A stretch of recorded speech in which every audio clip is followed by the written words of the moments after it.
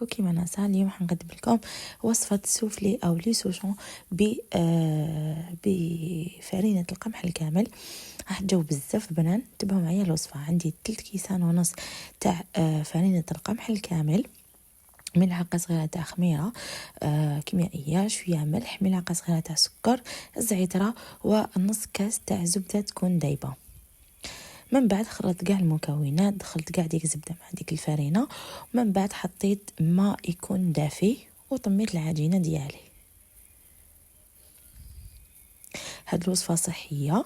خليت العجينه ترتاح في حين حطيت حبه بصل مع شويه تاع الثوم وشويه تاع الفلفل الكحل وشويه تاع الزيت، وحطيت فيونداشي ديالي ولا داند اشي كيما تحبوا هذاك الاحمر، ودرت شويه ملح، شويه توابل تاع شاورما، شويه كمون وشويه تاع الكوري. خليتهم يطيبوا مليح مليح. بعد ما طاب لي هذاك الفيونداشي بالبصل درت كريمه سائله هكذا باش الحبات لداخل يجوني مشمخين ويجوا بنان. من بعد خليتها تبرد تماما.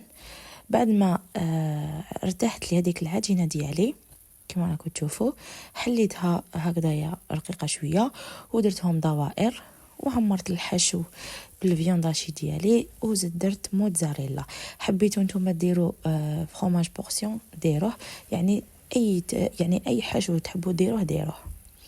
من بعد غلقت الحبات التوعي وسويتهم مليح بالفرشيطه، ودرت بايض تاع البيض، زدت له ملعقه تاع الخل،